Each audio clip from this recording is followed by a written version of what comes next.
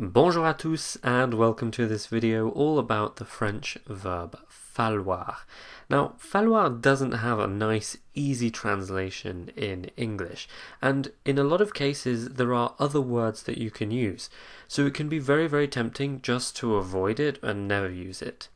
The thing is though, falloir is very, very common in French, so not only are you going to need to understand it when other people use it, if you use it, it makes your French sound much more authentic. So in this video, I'm going to go through all of its uses so that you might be able to use it in your own French. So first of all, what does falloir mean?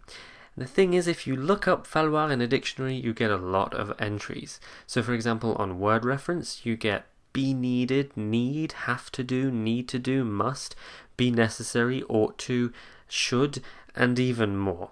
So obviously we get the idea that it's expressing some kind of necessity, but there isn't one nice translation. Likewise, if you look up the definition in French, you get être de nécessité, de devoir, d'obligation, de bienséance. So something to do with necessity, duty, obligation, and politeness.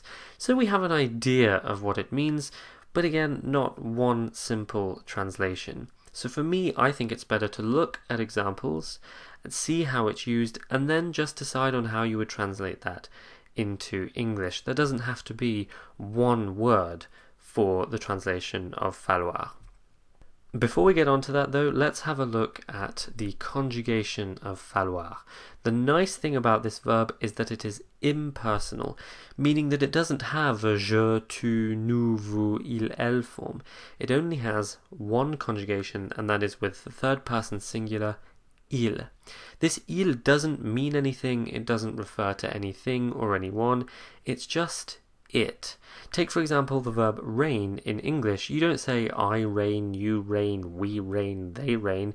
It's just it rains or it is raining, where it doesn't refer to anything. It's exactly the same with falloir. The good thing about this is it makes the different conjugations very easy to memorize. So in the present tense, falloir is il faut, and this is the one you absolutely have to learn because you'll use it all the time. The passé composé of falloir is il a fallu, so it has an irregular past participle, but it uses avoir. The futur proche, il va falloir. The imparfait, il fallait. The futur simple, il faudra. And the conditionnel, il faudrait. These are the most important ones, as I said, particularly the present tense.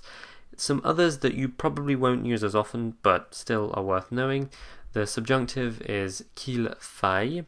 The reason you don't use this very often is because il faut itself in many cases is a subjunctive expression, and you don't often stack subjunctives. You can do, and indeed people do, but it's just not that common.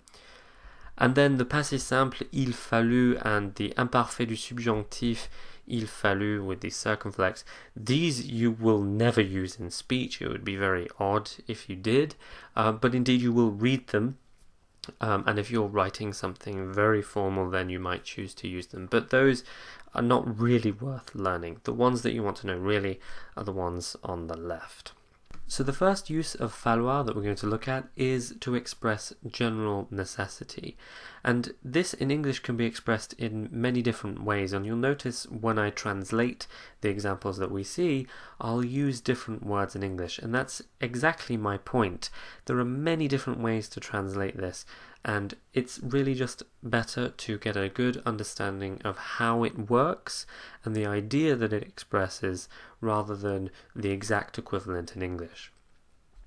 So the structure in this case is falloir faire quelque chose, where falloir is conjugated in any tense and is then followed by an infinitive. So for example, les 7 pires ingrédients qu'il faut éviter à tout prix. So les 7 pires ingrédients, the 7 worst ingredients, qu'il faut éviter, that one must avoid, à tout prix, at all cost. So notice in that case I used one must avoid because it doesn't refer to anyone in particular. It's not just one person who needs to avoid these ingredients, it's everyone. Similarly, here we have ce qu'il faudrait faire pour aider les expats. So this time, falloir is in the conditional, but the principle is the same. We have il faudrait followed by the infinitive faire. So this is what you have to do to help expats. Not you specifically, but everyone.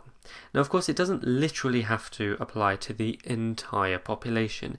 It could just be everyone in a room or everyone that you're talking to. But this is a general thing that people must do. Let's have a look at some other examples. Faut-il manger de tout pour être en bonne santé? So this time we have a question, but again the principle stands. We have faut-il followed by the infinitive manger. So does one have to eat de tout, everything, pour être en bonne santé, to be in good shape or to be in good health? En image, ces photos insolites qu'il ne fallait pas rater sur le tapis rouge cannois. So these strange photos that you can't miss on the red carpet in Cannes. So this time in English I'm using can't, just because that's kind of how you might say it in English. But again, it's this idea of things that you must not do. You mustn't miss these strange photos from the red carpet in Cannes, okay? Again, it's not you specifically, it's not John, it's not Pierre, it's not Marie, it's basically everyone. In this case, probably everyone reading the article. So then we have a more specific necessity, something that someone must do. And in this case, we're going to use the structure falloir que quelqu'un fasse quelque chose. So again, falloir can be conjugated in any tense. It's then followed by que, which allows us to introduce a specific person or thing. And this whole structure is then followed by the subjunctive, hence fasse. So for example, il faut que la police arrête de m'embêter. So il faut que, it is important that la police, the police, arrête, stops, de m'embêter, bothering me.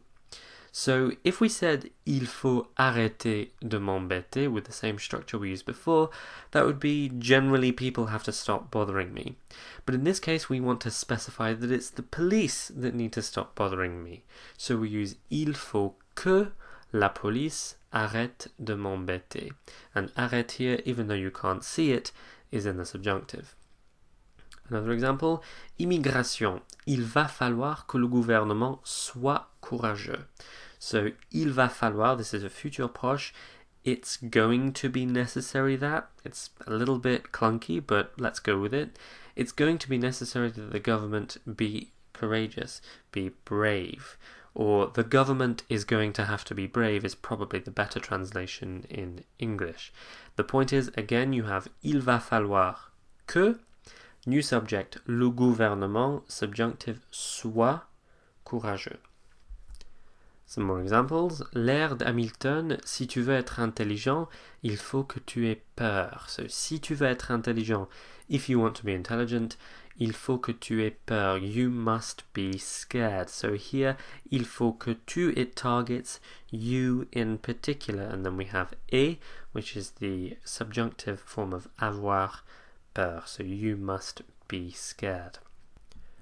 Il a fallu que je travaille dur. So again, we've got the passé composé here, but the concept is the same. We have il a fallu, then que, which allows us to introduce the subject je, followed by the verb in the subjunctive travaille dur. Il a fallu que je travaille dur. Either it was important that I work hard, or just more naturally, I had to work hard.